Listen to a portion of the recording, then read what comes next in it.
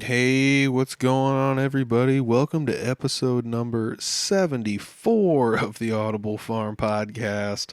This week's episode is brought to you by Couchtown Coffee. Go to www.couchtowncoffee.com, find a coffee you like, and you can save yourself 20% by entering the code word jazz.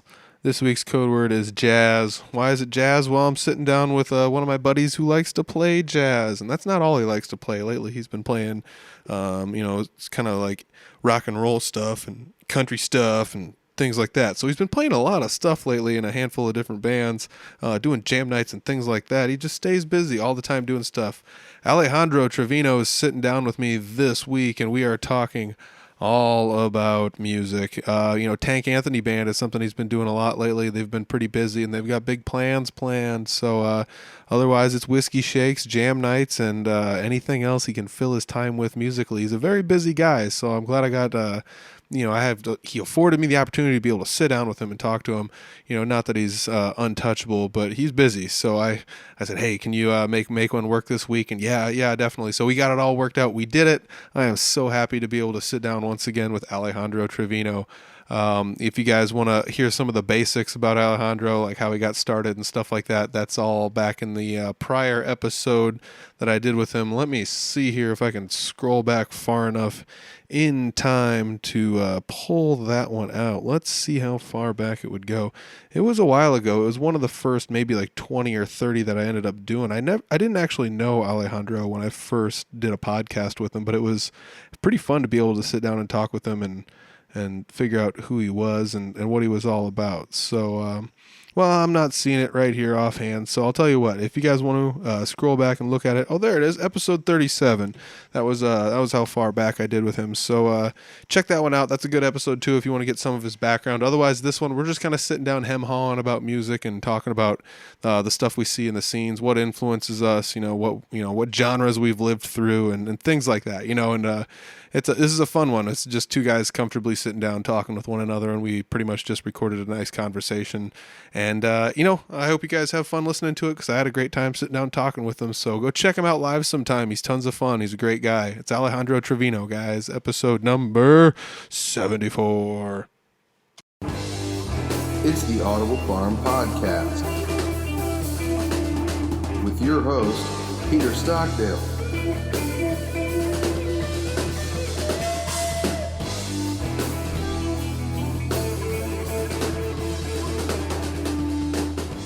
All right, so let's just start it off right here. All right, I'm sitting down with Alejandro Trevino again. It's awesome. It's good to have you back, man. Hey, thanks, buddy. Absolutely. So last time you were here, we talked a little bit about some of the stuff you had going on, and even since then, some of the stuff has changed. I mean, you've been doing a lot of work as far as going back and forth between the Fort Dodge and Des Moines area and things like that. So yeah, it's been good. I was in Des Moines last weekend, played with Tank Anthony Band. That's a country band. Oh, nice. You played with them down in Des Moines. Yeah, we played at a place called Miss Kitty's in Clive. Cool. It's a cool little country bar. They're all about the live country band, so that's kind of neat. Yeah. One of the few places in Des Moines that actually does that, at least on the on Friday night. Mm-hmm. So it was fun. We had a good time. Yeah, I feel like even down in Des Moines, there's starting to be a lot of places that are getting to be a little bit more open to the styles of music, and yeah, absolutely. And each genre is kind of picking their spots. And Yep. Yeah. And then Saturday was vaudeville with the Whiskey Shakes. That was fun. Yeah, dude. And Americature. I was Jared gonna say was there. I saw him. Who else was there? I saw several cats. It was fun. It was a good night. Did Josh Mason make it to that show? He did. Yeah, Josh was there. Josh Mason. Yeah, shout out Josh. He's probably about to start the Rock Hour here soon. Regional Rock Hour, though. That's Mason on Air. Regional Rock Hour. I've talked to Mason a couple times on the podcast here, and I've even been on his show a couple times. Same. He's the man. He is the man. He's as far as I'm concerned, I've said it before. He's like one of the inspirations for me doing this, and that's hats off to him. Dude, and he's really awesome about making it out to every show he can. He's so cool about that. I love the guy. Yeah, I mean he's always willing to make as much stuff work for you as he can. Absolutely. I remember I was on a run this last fall. It was it was getting cold, and they were doing that chili cook-off out at the fort. Oh, yeah.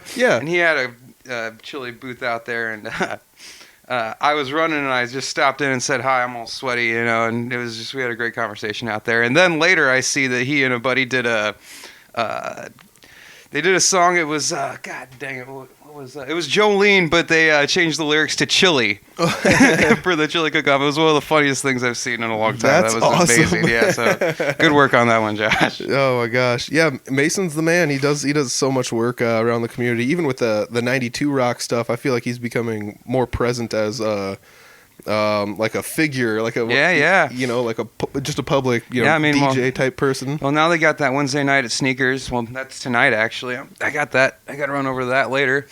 And then so he's always hyping that up. And, and then the regional rock hour, and then just always doing something. Yeah. I mean, he's always helping out all the artists that want to talk about their stuff going on. And, that's kind of what I got going on here. A true too. Service to the community. Yeah. And I mean, he's doing it on much like yourself, sir. Yeah. I mean, he's got terrestrial radio. There's people. It's crazy because he'll mention the Audible Farm podcast sometimes, and then people will text me and Snapchat me and stuff and be like, dude, I heard your name on the radio. He's talking about your podcast. That's you know, fantastic. Yeah. I mean, he's got quite a reach with terrestrial radio, so it's pretty cool that he fits in there. Mm-hmm. But you know, we're not here just to talk all about how awesome Mason is. We're talking about how awesome it is to be you. I mean, I know. We were talking Whiskey Shakes last time, and Mm-hmm. last time we didn't talk anything about Tank Anthony Band. Yeah, that's kind of been a new thing that's developed here in the last 6 months, and it's been really fun. It's taken off. Country is not really my forte.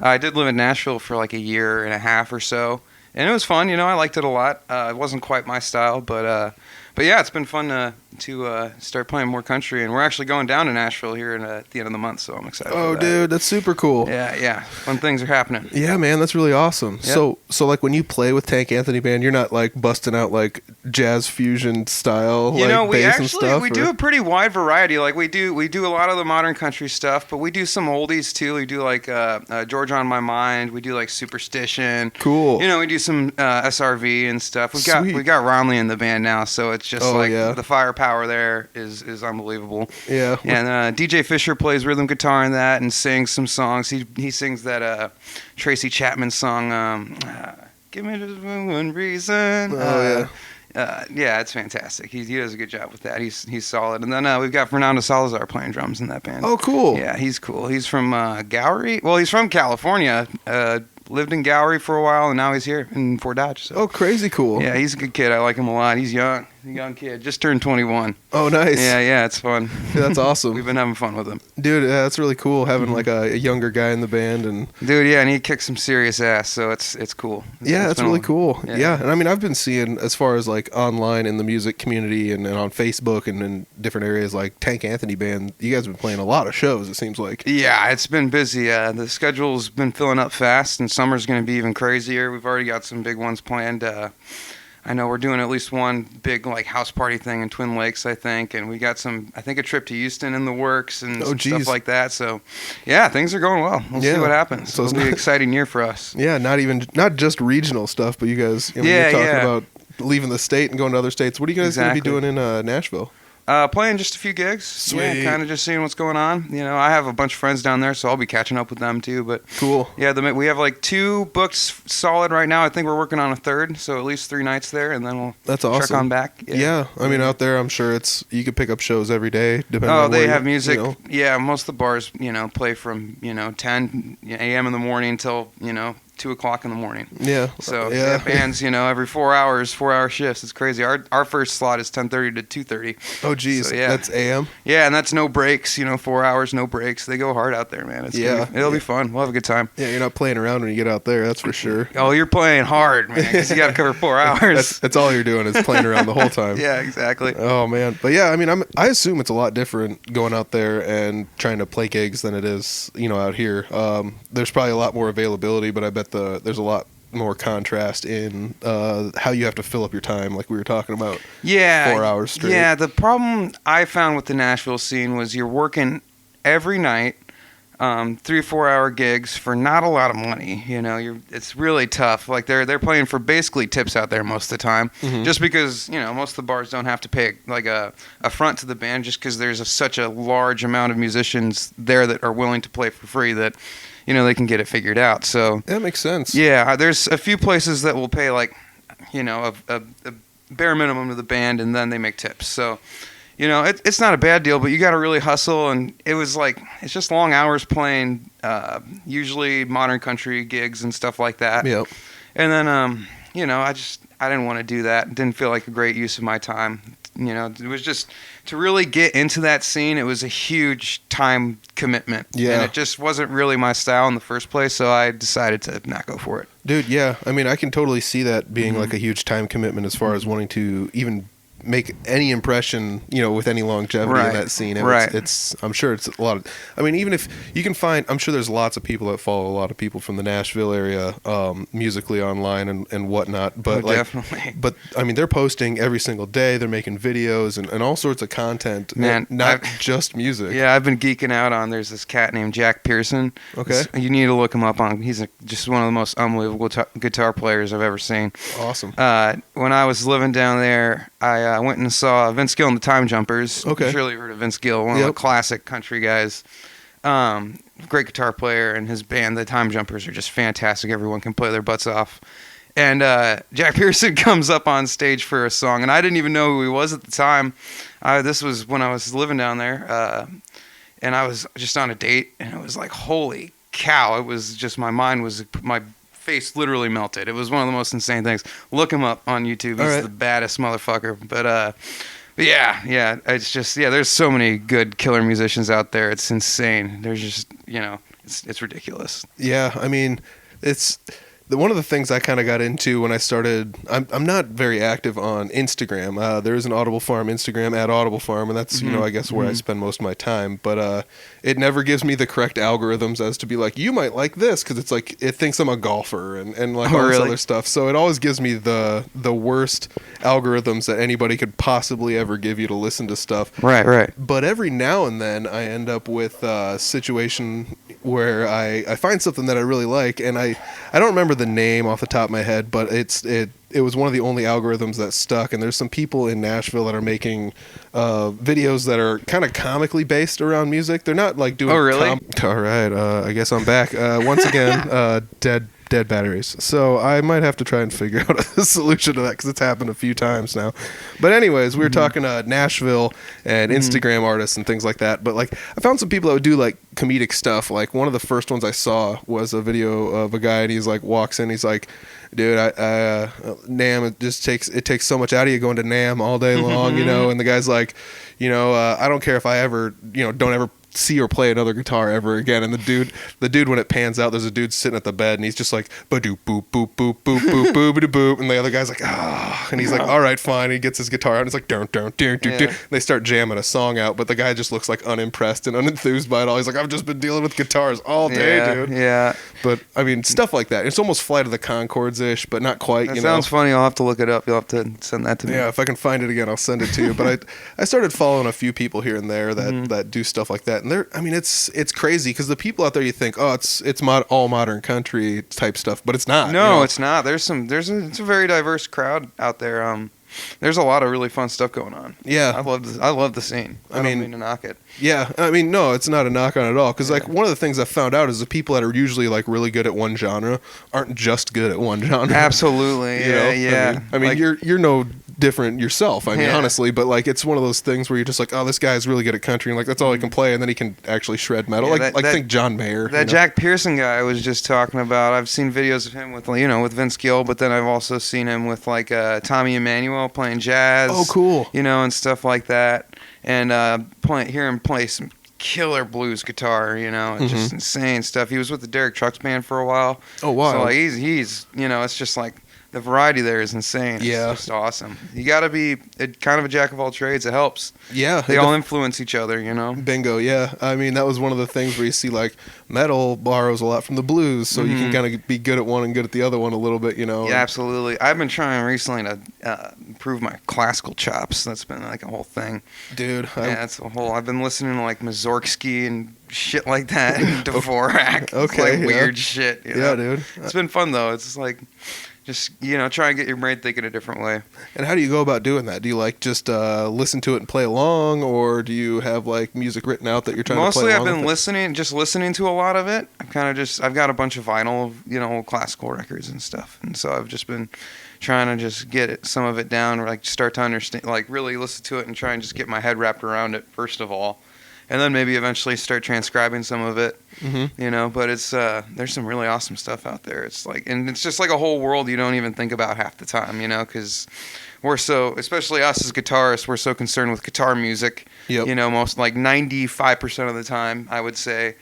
And so it's just like, geez, there's so much other stuff out there, it's crazy. I think about that a lot where someone's just like, dude, I'm really into this, like, whatever EDM band. They had a festival. There's 250,000 people there. Whatever. It's insane. Yeah. And it's like these guys don't play a guitar, so I don't pay them any attention. Yeah, but it doesn't mean that they aren't good or whatever. Absolutely. And there is so much other stuff out there. I mean, even just concurrently. But if you go back in time and you start listening to some of that classical stuff, you can find a lot of stuff that's like super cool. Actually, Oh yeah.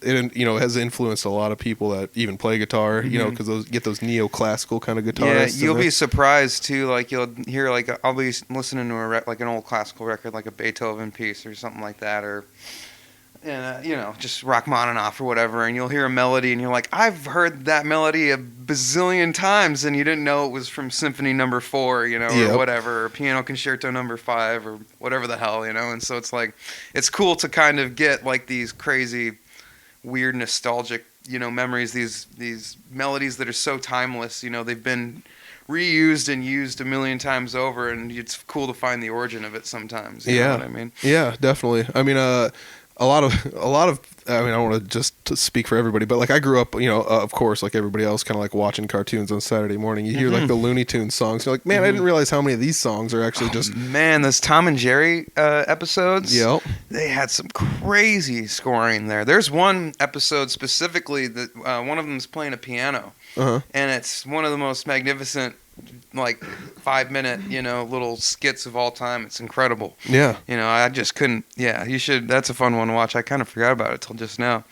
But yeah, I remember seeing that a few years ago and was thinking like, holy cow, this is unbelievable. Whoever did all of this is just, it's fantastic. Did the piano work follow the song perfectly? Perfectly to like the animation. It was perfect. It was flawlessly animated, and that'd be wild. It was crazy. This is Tom and Jerry, in the early 90s or whatever. It's insane. That's crazy. Yeah, just the level of coordination they put into it. It was hilarious, and it's hilarious, obviously. Yes. I mean, it's also like a really crazy thing to think about was like how much.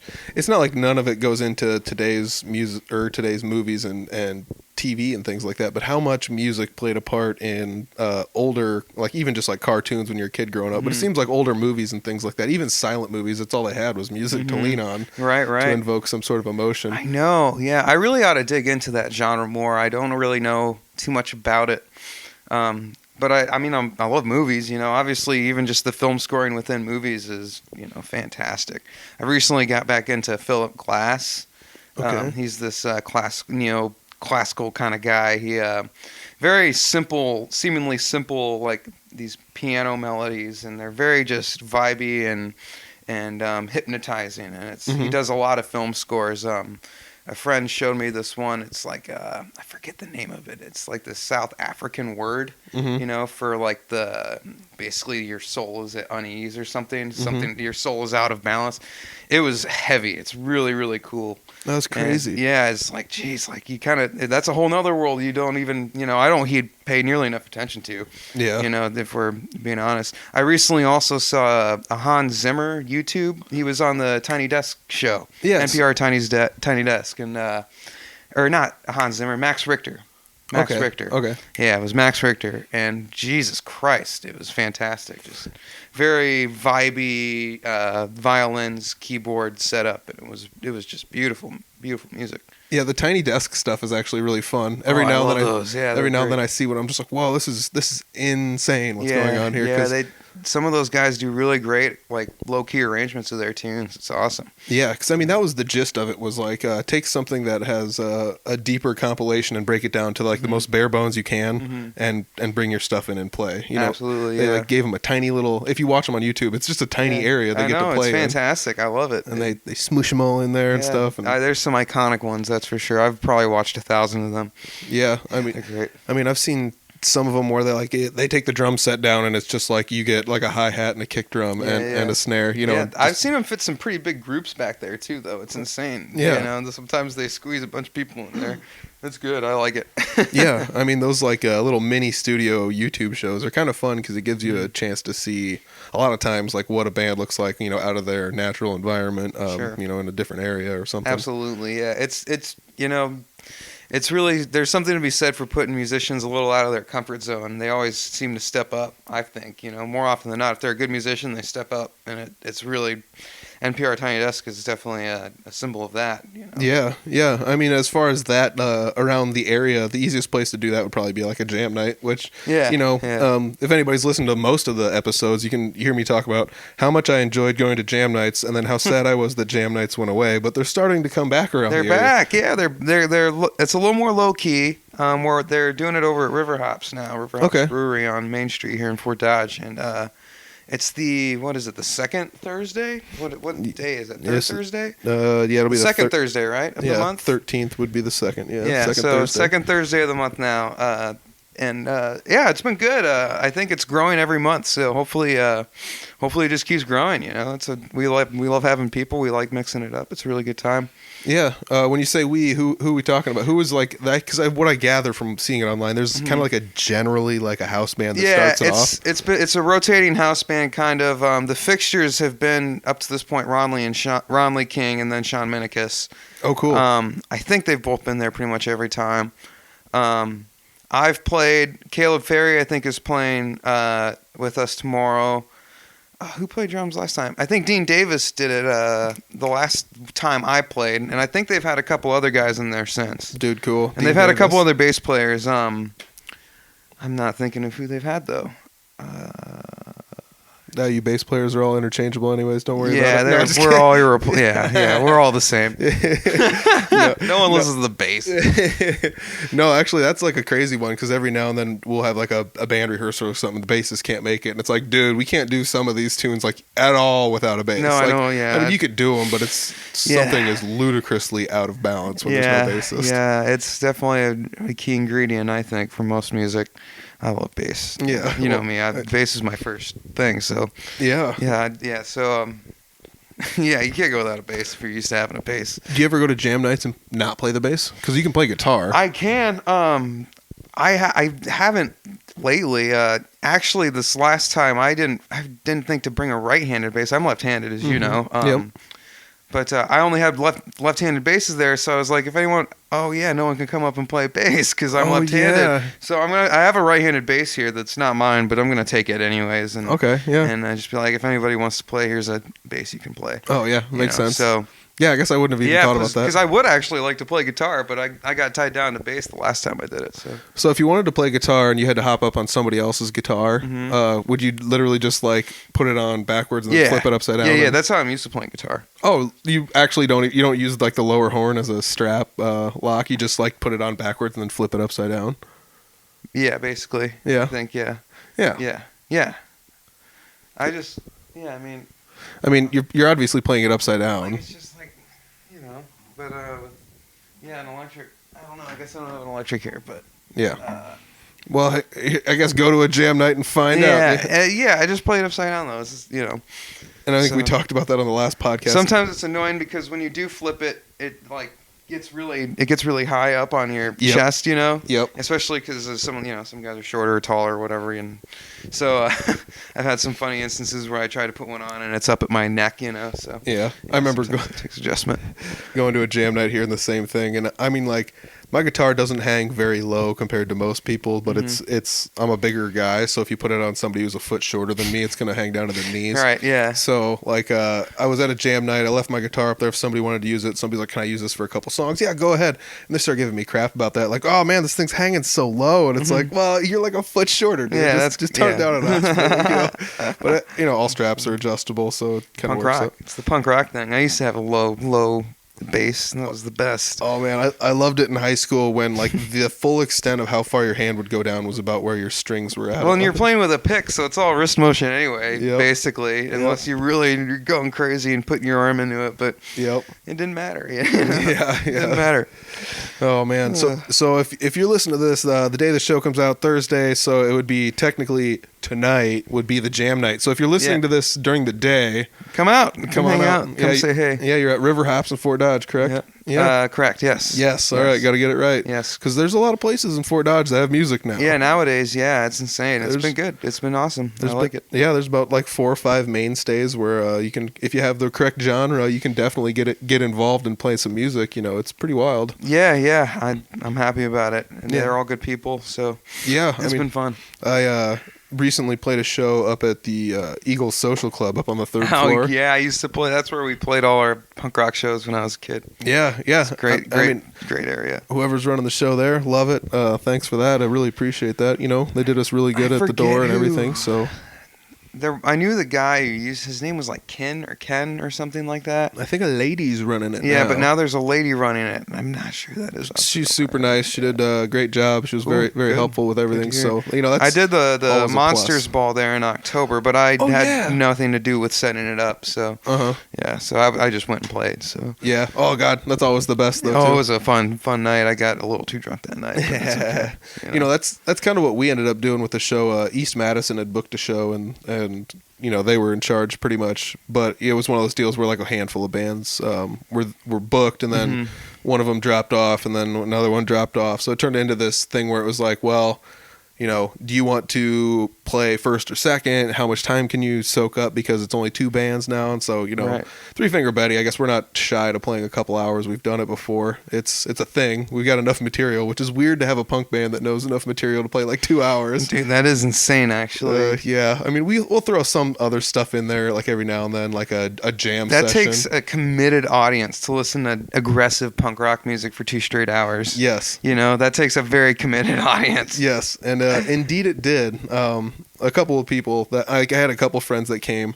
We took like a 10-minute break in between our first and second hour just to give ourselves a little bit of a break. But like a couple of my buddies were just like, "We're out of here." And it was like, well, we were playing more, but that's cool. I totally get it because, like you said, dude, it's tough to sit there and just get that high energy. all the time. Honestly, when I'm playing with like a really loud rock band, most of the time it's just like kind of nice to just do a 40-minute set. And get in, get out, be good. Dude, I like those 3-4 band bill setups. Like, I honestly kind of prefer it a lot of the time, but they don't usually pay out, so that's the problem there. Yeah, I mean, I was actually talking about that recently with a guy that books pro wrestling shows, Todd Countryman. Todd, I used to work with Todd. Did you know this? Yes, I did. We worked at Wells Fargo together. It's the craziest coincidence ever. Yeah, I that's actually really wild because when I put the episode out with you, Todd was just like, "I know this guy," and I was like, "How do you know this guy?" Yeah, it's the most unlikely connection. Yeah, but he's the man, sweetheart of a guy. I loved him. Absolutely. That was a good episode. So you can listen to that if you got some free time. I haven't yet, but I went to. I went to a wrestling thing. It was 3 or 4 years ago in Des Moines. One of those amateur wrestling things. One with Todd was running? I don't know I don't remember seeing him there. It was before I knew him well. Okay. I don't think I might have been working at Wells, but I don't think I would have known him well. Okay. So do you remember, okay, this is so weird. Do you remember what color like the ropes or the ring apron or any of that stuff was? Because I could probably tell you depending on where it was at. I think red and blue. But red and blue. And it was like by Buzzard Billiards. Yep. I'm assuming that was IPW, which was a different company. Probably. Impact Pro Wrestling. Yeah, one of Jeremy Ober's buddies from like Gallery was wrestling. So that's why we wound up being there. Aaron Von Baron. Yep. Yeah, So that was exactly. most likely IPW, which is also a good company, run by Troy Peterson. You know, he's a good guy as well. Well, But, there you go. Yeah, dude, so that's the one I went to. But those things are fun, man. Dude, they're so much fun. they're deceptively fun. Yeah, It's- I've never been a wrestling guy, even as a kid. Like most people grew up and were into it as kids. Yep. I never really cared for it as a kid that much. But after going to one, I had the time of my life. I was screaming at them. Yeah. I was getting into it. It was so much fun. Yeah, man. I think like some of that just comes into like you go in there, you set a little bit of your like prejudice aside and be like, dude, I know that this isn't actually guys just like hitting each other in the face with steel chairs and just going nuts and huge pyrotechnics and this stuff. But it is ludicrously enthralling to go in there. So entertaining. And you're just like, I want to yell at this guy so bad because he's cheating. And you don't realize that the whole thing is somewhat of a put on. Oh, you know? yeah. They're It's kind like super, it's like, you have to accept that it's a little cheesy and like, you know, obviously a little like a staged thing kind of, Yep. but it's hilarious. It's awesome. It's so much fun to watch. Dude, it's no different than going to a play and you're like, well, you're not actually like out on the frontier here. That doesn't make any Right. sense. You know, Right. like no, that's not happening. Like that's not a real horse you're riding, but like Exactly. you still have fun and enjoy it. And that's kind of what you do with like the pro wrestling where it's like, dude, these guys are actually out there doing sometimes pretty crazy stuff. Oh, and you're like, dude, that was impressive. yeah, like I wouldn't want Yeah. to get involved in any of that. No, I wouldn't screw one of those guys, man. Jesus. But yeah, that's really crazy. And you know, it's crazy that you know Todd actually. Yeah, so God, it's so funny. Towards the end of my working there, we worked on some projects together, kind of like community service-esque projects, you know, for Yep. like within the bank, and we had a good time. He's a sweet guy. yeah. Really good time. Yeah, I was talking with him actually. Like to go back to what we were talking about originally was like booking enough people on a show to make the show fill out with the correct amount of right styles of Right. whatever music, and that's something he's got to go through. You know, as far as like he promotes shows and they're wrestling shows, but it's like how many different guys do I want to have on here of what different styles and how thin is that going to make the pay for whoever? But if I don't book enough, then we're not going to Right. get enough people here. Right. That's a common issue that a lot of people have. Yeah, it's a universal thing across many types of businesses. So, we're lucky that we have as many options as we do. Yeah. It's cool. Yeah, I mean that's definitely cool. I've played on shows where it's just two bands, a handful of times, and it's like, dude, you guys got to fill 2 hours. It's like, we'll do it. But like you said, it almost feels better when you can go in there and just be like, hey, you've got a half an hour, and you're like, that doesn't feel like a lot. But if we pack the songs together, you're like, dude, we got like 6 barn burners in a row right now. I love so- doing 40, like a tight 40 to 50 minutes. Like it's just the perfect amount of time. You know, you don't like wear, especially if it's like at a louder venue, you don't wear the audience's ear out. They get a break at the end of the set, you know. But you like just give them like high energy, all your best stuff for like 40 straight minutes. Like that's a good feeling. I like that a lot. Yeah, definitely. And I mean, I'm sure you're no stranger to playing 3, 4, 5 hour gigs. I mean, even all the since time. leaving Nashville and Oh yeah. It's nice because it's on the weekends and like there's guaranteed pay here in Iowa because there's, you know, the difference between Iowa and like a big city is that there's a lot of if you're willing to travel a little bit, there's a lot of bars that are willing to pay you to come and play there because they want entertainment because they don't have a lot of entertainment in a lot of rural Iowa. So yeah, I mean that was it's something kind of a nice trade-off. I think it's like you can gig a little less.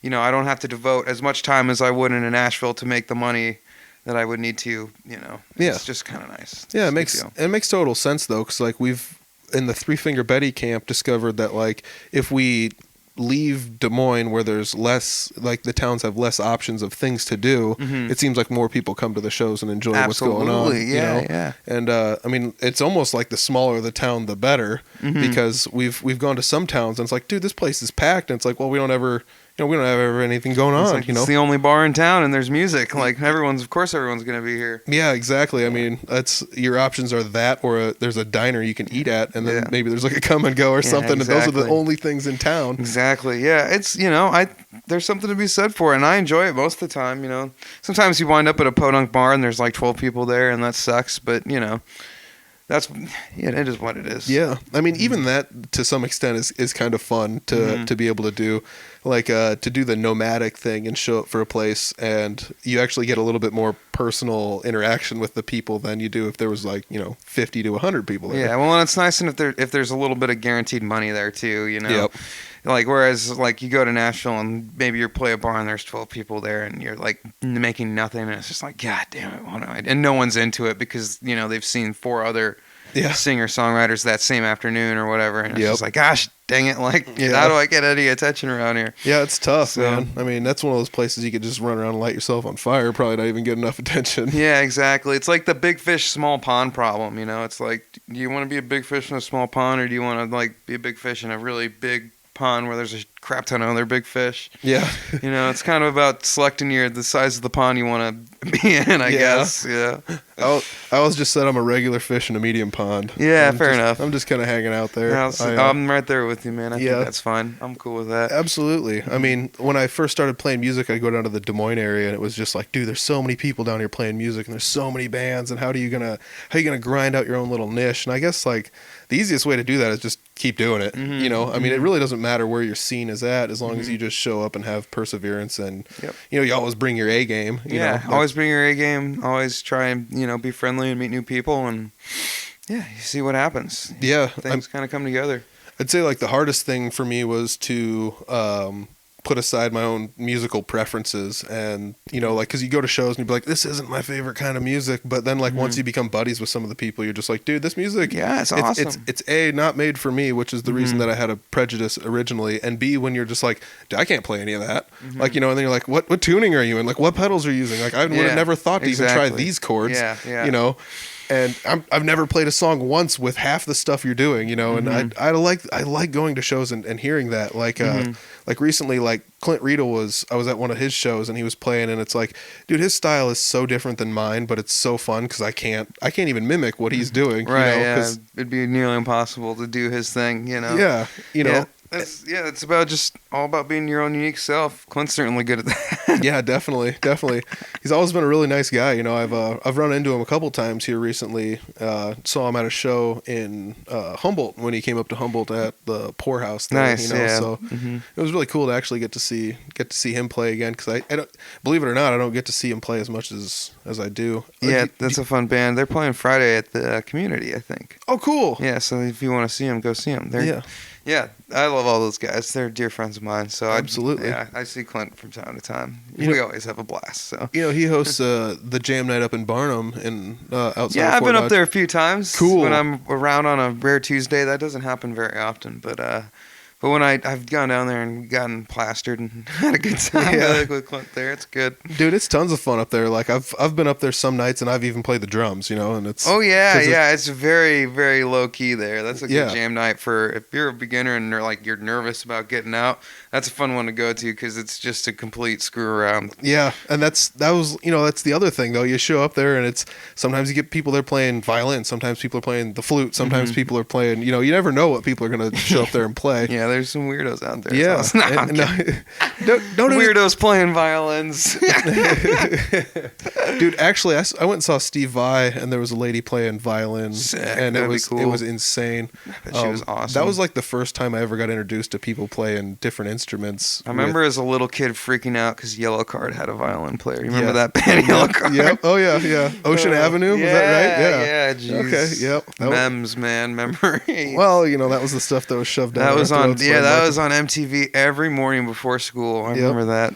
Yep. I was thinking about that stuff the other day, just like all the funny, just all the music that was coming out, like, on MTV, like when I watched MTV before going to school, like age, 13 through 15 maybe, Yep.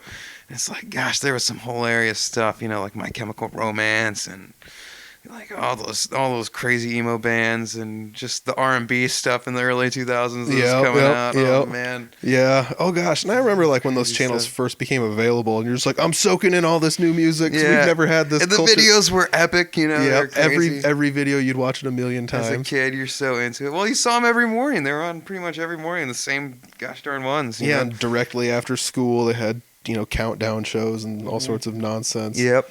Yeah, and I mean, like, there's some of those music videos what I even like when my buddies are listening to music on like YouTube and stuff, and they're just shuffling through music videos. It's like, dude, I've seen Other Side by Red Hot Chili Peppers music video 487,000 times. Video, yeah. Or Californication. I saw that video a bazillion times. It's crazy. That'd be the video game one. Yeah, right. Yes, dude, that one's really good too. That's such a fun one.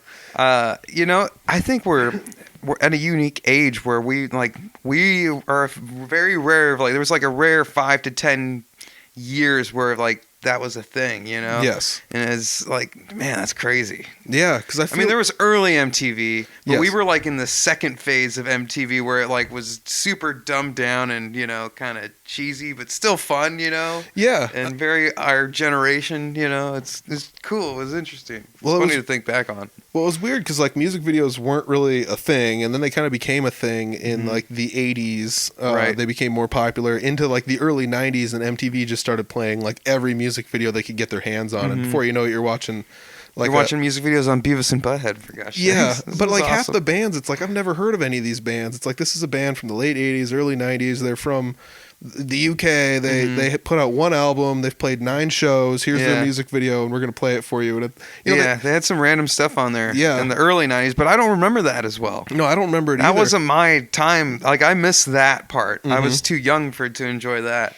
But I feel like a lot of that became like overproduced to an extent where it was just it like got like super cheesy. That's what we got, I think. Yeah. It's kind of funny though. Yeah, but like I don't know if you think about it, there's just so many music videos. If I think about like the Clerks era type of like music videos and stuff, there were just so many of them all the time. And then for a while, it seemed like they dropped off. And then by the time we were around, there was still a lot of them, but they were like overproduced by the time we were. It's like some guy singing in the rain in a dark alleyway, but there's a bright light behind him, so it's a silhouette. It's like there's just like you went way over that. This is like movie level quality. Yeah, the 2000s were effects. very glammy. Yes. It was very in your face. But like you had like My Chemical Romance with the Black Parade. You remember that? Yep. Crap, that was like just so epic. Yes. so Yeah. over the top. Yeah. But kids loved it. I loved it. I Yeah. I dug some of that stuff when I was a kid. I saw those bands live when I was a kid. It was Yeah, fun. yeah. I still hold a soft spot in my heart for handfuls of those bands. Yeah, definitely. Like Sum 41 is always, for some reason, one of those bands that's just like these guys. Most of them got so bad. They aged so badly, though. Isn't that kind of funny? Yeah. Like, I love listening back to the music that was, from when I was a kid, but you listen to those bands putting out new music, and a lot of the time it's like, yeesh, what happened? Yeah. Yeah. Hard. A lot of it's a hard gear change, it seems like. Did our taste just change and they just didn't stop doing what they were doing, or like what? Yeah, or did their, well, everybody's changing, so they're all changing, and they're a 5-piece band or 6-piece band now or whatever, and then you got to think about how your own personal preferences have changed over time, and then to meet up 10 years later and be like, what are you 5 doing artistically, and how do I perceive it? And I feel like we need to come up with a math equation for this. Like, there's got to be some, like, if we could put this on a whiteboard, we would be the Einsteins of, like, logic. Yeah. Oh, man. That's funny. But yeah, I mean, like it's totally one of those things where I think that even though there's some music that over time I don't like, as I age, I still hold soft spots to it. Oh, definitely, yeah. Like and I'm gonna point at a lot of bands that or those pop punky bands that I kind of grew up listening to. But like Newfound Glory was another one that I really liked, and I didn't like hair metal until after it was not liked by anyone ever again. It was like, right. dude, I started liking it, in the mid 2000s. We're talking, I'm 15 years late to the game here. That's hilarious. And I'm still just like, this is awesome. And people are like, what are you listening to? It's like, well, this is Warrant. Like, those are the Cherry Pie guys. Like, no, this is like, wait, what? no, this is Love in Stereo. This song's awesome. And they're like, what are you talking about? That's funny. But I there's so much music that like I went through phases where I liked things, and even though like some stuff was like way out of time when I enjoyed listening to it, Right. But like you grew up and you listened to the radio with your parents while you're driving around, and you didn't have any choice in the matter in that, and a lot of that even influences you as you grow up and listen to music. It definitely sticks. Everything, you absorb it all. It's all in there in the collective conscious or in your conscious. What kind of music did you listen to growing up that you had no choice in the matter of listening to, that you still are just like, oh yeah, I still remember a lot of these songs? Because like, if I had to think of my example, my dad had a Roy Orbison cassette, and he's just like, we're gonna listen to this, and he'd cruise around and listen to that because he only had like 3 or 4 cassettes that he liked to listen to. But when he wanted to pop one in, you'd listen to the whole thing, and you'd be like, dude, I can sing like 10 Roy Orbison songs word for word if I had to think about it, you know? That's like, funny. See, I don't really remember my parents pushing any or much music on me as like a little kid. mm-hmm. I guess my most like early musical memories are like pop music, like early '90s pop. You know, like NSYNC and stuff like that. You know, like it was mostly stuff like my sisters were listening to. Yeah. So, you know, like I could probably give you all the lyrics to like the Backstreet Boys, like, you know, or like Bye Bye Bye or something, Oh, you know. man. But that's like the earliest that I can think of. But Dude, that was kind of a the short choreography to that. What are you talking about? yeah. I mean, Jesus Christ, yeah. Show choir band back in high school. We did one of those songs. Jesus, it was. Oh God! Hopefully, no one ever finds video of that. It's horrible. It's gonna be on YouTube next I'm week. sure it probably already is. No. Don't look it up, please. I'd have to say, like, one of the things that I hated about boy bands was it's just like, as much as I wanted to just be like, this is garbage, it was just like, this is damn catchy. Well, you know, it's funny going back and listening to it. The production level on some of it, and like the actual musical arrangements going on behind them are fascinating. Yeah. They're really, really good. You have some excellent bass work, excellent keyboard playing, really beautiful harmonizations and harmonies going on the entire time. Yeah, it's honestly some really fantastic music. You know, it is a little cheesy. It's, you know, cheesy. Yeah, you know, but that sells, you know. Yeah, but that sells. Yeah, and yeah, people love that stuff. It was part It's of our favorite music in the 2000s. Absolutely. It's you know, it's no different than being the late 90s preferred music, or like, you know, the 80s. We were talking about the 80s metal stuff. That was all cheese. It was just man, like, straight cheese. it's like, I love it though. Yeah, It's great. But that's what, you know, is some of the appeal to it. I think that's some of the appeal to like literally anything. Like, think bell bottoms. You Yeah, know, like, absolutely. It's just like nowadays, it's like those are out of place. Even though when we were young, they kind of came back a little bit. Yeah, it's fascinating. Now it just kind of keeps cycling through. Yeah. You know, fads and trends and all these weird things. Yeah, I mean, that could go for like the lo-fi band type look that and feel that's been kind of coming back, it seems like, where it's just like, we're gonna try and make everything as old school-ish, minimal as we possible. can. Yeah, I like that though. That's cool. I've been really intrigued by that as of late, being like a minimalist band and bringing as little with you as you can to try to make as much work as you can. Yeah, that's cool. I can dig it. You know, There's something to be said for, you know, trying to strip everything back and simplify. You know, especially with, you know, it's the natural thing is to want to keep adding more and building up more and building on what you've done already. But sometimes it's good to just take a step back, see what happens. Yeah, and I remember like reading articles about like even the guys in like Iron Maiden or whatever, and they were like, oh well, you know, as we progressed into like the Seventh Son albums or whatever, you know, like that kind of era, we had so many effects and things stacked on there that it was like the guitar goes through this, that, the other, a couple other things, and then it finally gets to the amp after all these effects have been, you know, added to it. Yeah.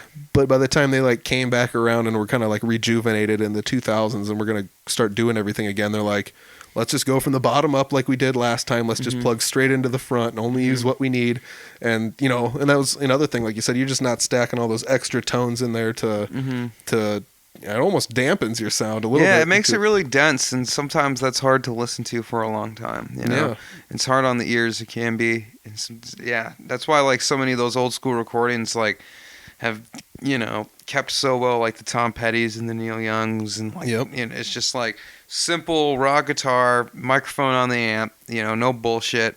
Through nice, all the best equipment. You know, recorded straight to tape through really good, you know, audio equipment. It's, you know, it sounds great to this day. That's some of the best bass tones. Motown stuff, same thing. You can say. It's just like, it just holds up so well. It's such a tight sound.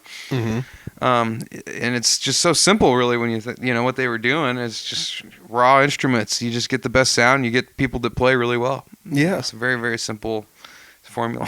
Yeah, exactly. I mean, that's another thing. I haven't spent too much time recording anything, but you do some recording on your own. Is that usually how you do, is mic it up?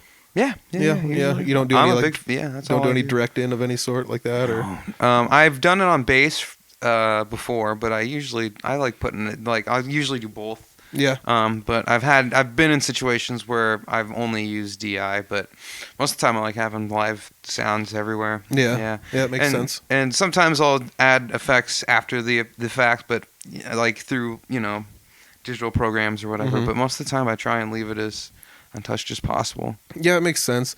I mean, a lot of times people will do that anyways in a studio setting where they'll record the dry, like the direct in, no effects, no amp, no nothing. So they get that, but then they'll also record your amp on the off chance they want to quote unquote reamp it, Right. They'll send the direct out Right. and then record what comes back. I can dig that if you actually have, like, if you're going to do an actual reamping, and where you have the amp in you just run it through a different amp that you have, like a really nice big, Marshall. Like, say you recorded it on like a Fender Tweed because you wanted that, but you also wanted to have a Marshall or whatever. Yep. It's cool. I can dig that, but I don't like it when they just like put a DI guitar in and then put a cheesy sound, like that they found on the computer. That's oftentimes, like, I feel like you can usually kind of hear it. Yeah. Live, you can get away with those digital interfaces like all you want. Like, I think they're fine live, but in the studio, I think it does sound a little like commercially sometimes. Yes, and that was the issue I always found with it was like if you go too digital in the studio, you end up with that too commercial sound. Exactly, yeah, that's exactly how I feel. It's a weird pocket to fit into, and it doesn't sound bad, but it was. It's just a preference. Yeah. So, like, if you go to like the super technical bands that play like very, very technical stuff to metronomes that it has to be on click tracks and everything has to be very specific. Right. That sounds like we were talking like one thing, but if you go listen to them live and maybe they have real amps with them, maybe they don't, maybe they're not playing to a click track, or maybe they're making mistakes and everything's not as sawed down to the click track. Right. It doesn't sound as produced. That doesn't mean it sounds worse. Some people could prefer that, but it just depends on how you want to get your ideas down on paper, I guess. Yeah, I love the difference of, like, hearing a studio cut and then seeing that band play it live, because there's often some very intricate, subtle things that they'll do live that you can't just pick up on, like, or that they maybe like sacrificed in the studio so that it sounded a little cleaner, like, for example, tempo changes, just like subtle tempo changes, pushing certain sections, laying back certain sections. Yep. Like, you can get away with that live very effectively. Oh yeah. But in the studio, it's a little bit harder to, especially if you want to play it to a click track and have have the option to do some overdubbing after some more complex overdubbing after the fact.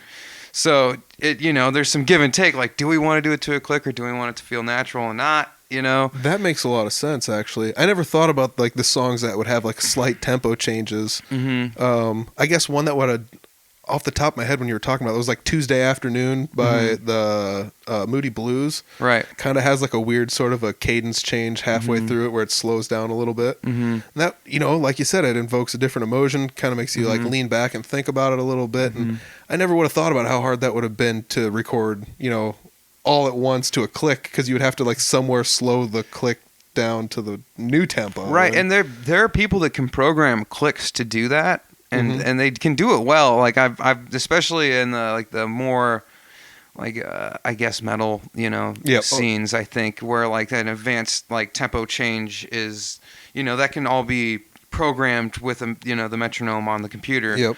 But there are some, like, especially like kind of more groove based music, like pocket stuff. Where like there could be subtle pushes and pulls that you're not going to pick up if you have a click, in my opinion. Yeah, that makes sense. I remember listening once back in the day to a guy that played some like rap metal. I was listening to some of his like how to play guitar stuff, or how to play like my style of stuff, or get into it, and that's what he was talking about. Was using a click track, and he played on the if you break it down to 16th notes and you go like one E and he played on the E and the to kind of emphasize the pocket a lot more, and then once you swing back to the one, it gets way heavier because you're grooving in the pocket a lot, and then all of a sudden you're smashing on the one. Oh man, that's crazy. But he would use the metronome sounds, had all the emphasis on the E and the so he changed it to like a cowbell on the E and like a ding on the but everything else was like a wood block. So it's like you would always hear the Yeah. ding and the ting, like That's neat. That's neat. That's it cool. was a neat way to think about it. There's so many tricks like that I don't know that I never would have thought about using. That even now that I know, I don't know how to implicate many of them. Yeah. I wish I spent more time recording and spending time with that. Is that like something you just figured out on your own, or did you do that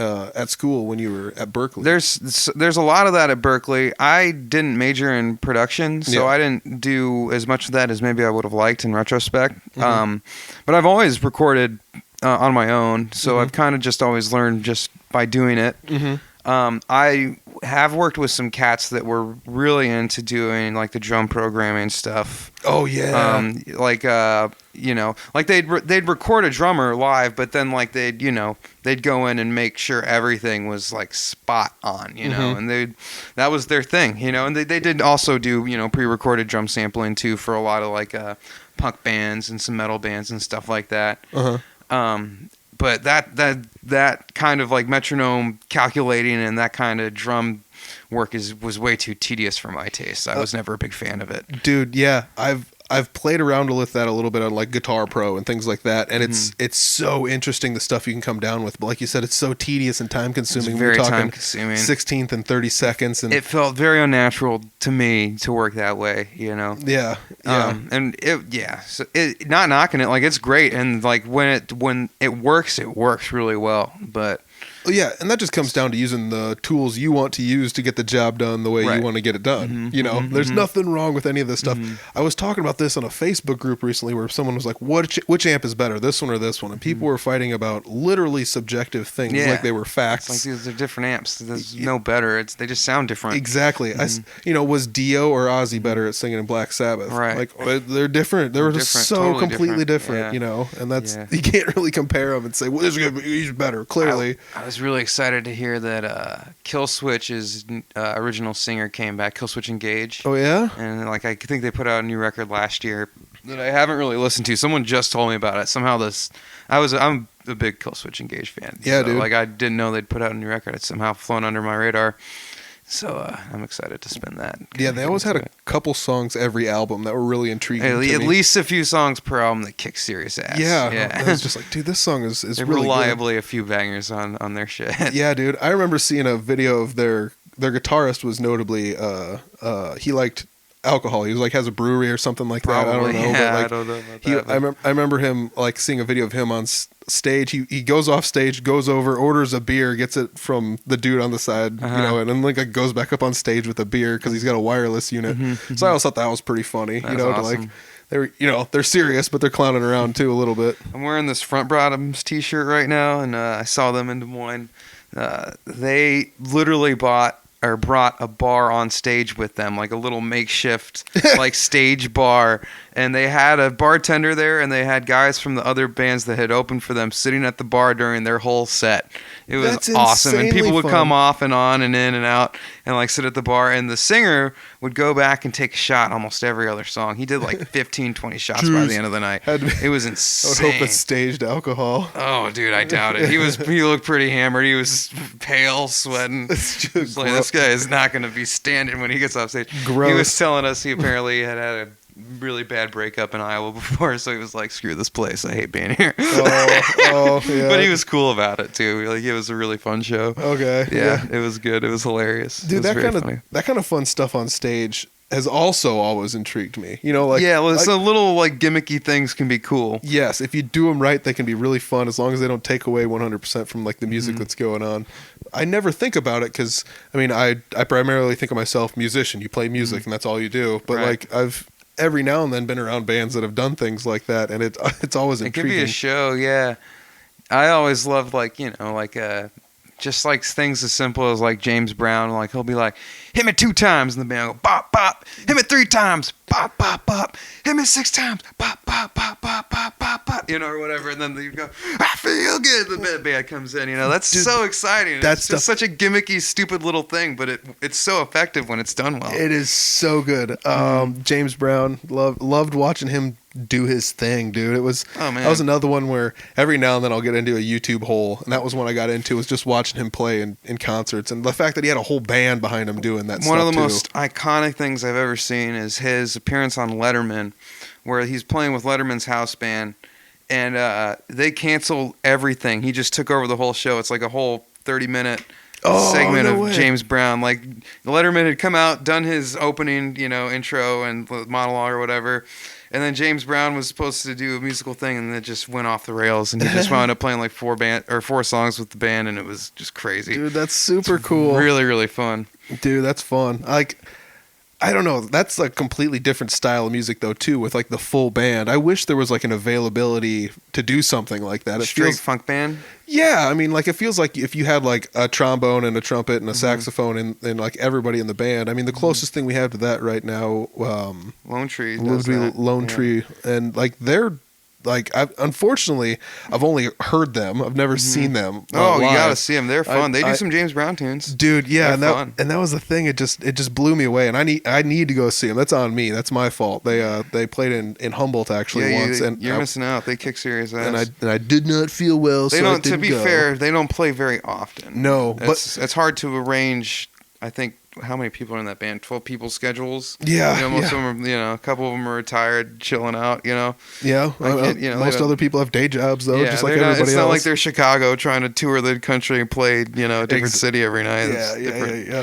But they're awesome. They sound great. I mean, that's probably the biggest downside to having a band like that. Then would be like just to arrange everybody's schedules. Yeah, it would be difficult if they weren't all like 100%, in. Yep. It would literally, like, I think I was watching a documentary on Chicago a few months ago, and like literally all those guys lived together, basically like out in California, and like they'd moved from Chicago to California together as a band. Like, just, like they were full committed to that group. Yeah. There was no other option for them. Yep. And it's insane because they were making a lot of money. They really went hard. Yeah. That's a fun documentary. I forget the name of it. It was on Netflix I or should check something it like out. that. Yeah. Chicago. No? Yeah. Okay. I'll have to check that one out too. Can't believe that, what's his name? He fucking shot himself in the face on accident.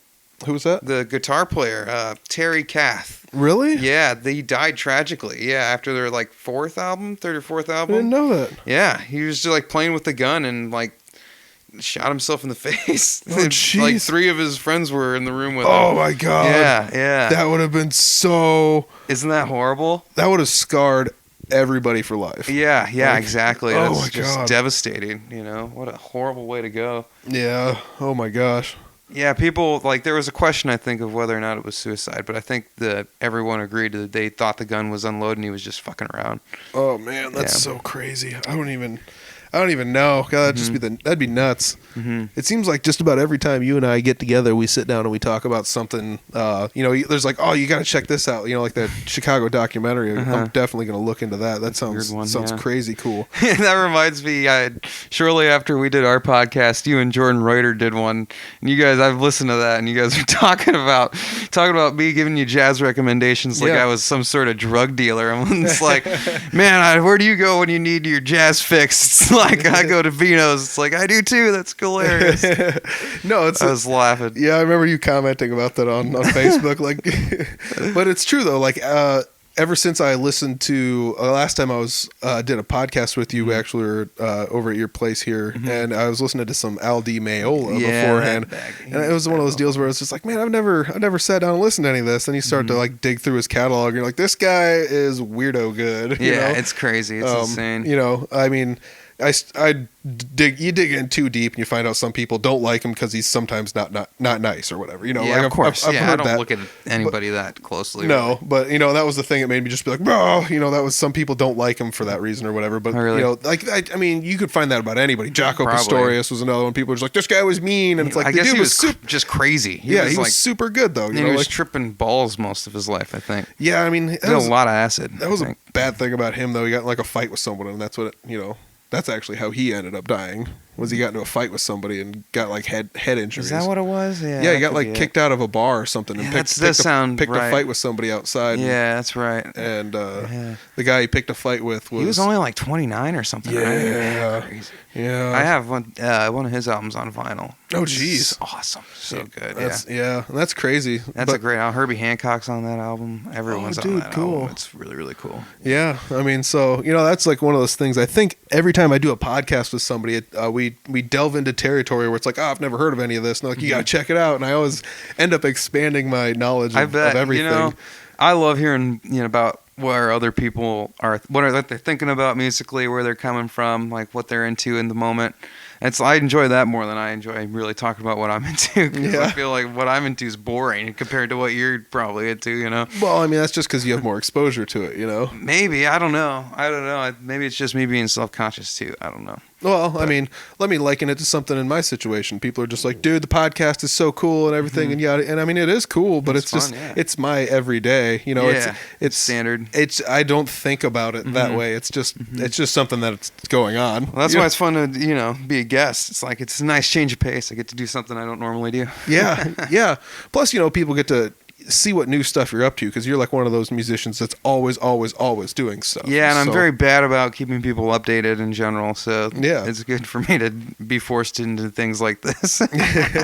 Well, we're getting close to an hour here, so let's talk about what you got going on as far as bands and music now. I mean, we've done a couple of them, but you're still doing Whiskey Shakes. Whiskey Shakes, our CD is out and available for purchase. Online, I think it's $10. If you want to buy it from us, it's $5. Oh, cool. Directly. So, and then vinyl should be on the way any day. I think we were finalizing some details there, but yeah, that's just a matter of time. So that's exciting. I think our next thing isn't booked till May, but I think we're really looking to get after it this summer. Start trying to play a lot. Now that we have our album out and we're gonna have vinyls to sell, it's like we should get after it. Yep. And then Tank Anthony Band's going strong. That's been busy. We got a lot of dates. I think we're at the Moose Lodge a week from the Friday that this comes out. So this in Fort Dodge. Yeah, the Moose Lodge here in town. Yeah. You got to be a member to get in there? I'm not sure on that night. Sometimes they do it open. Yes, if it's going to be a bigger event. Yeah. Which I think they're doing, but I'm not positive. Yeah.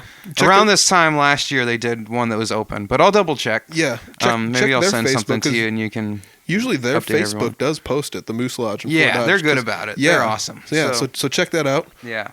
Or check out Tank Anthony Band on Facebook. Yeah, check us out too. We'll keep you posted. And then what else is going on? Nashville at the end of the month. Cool.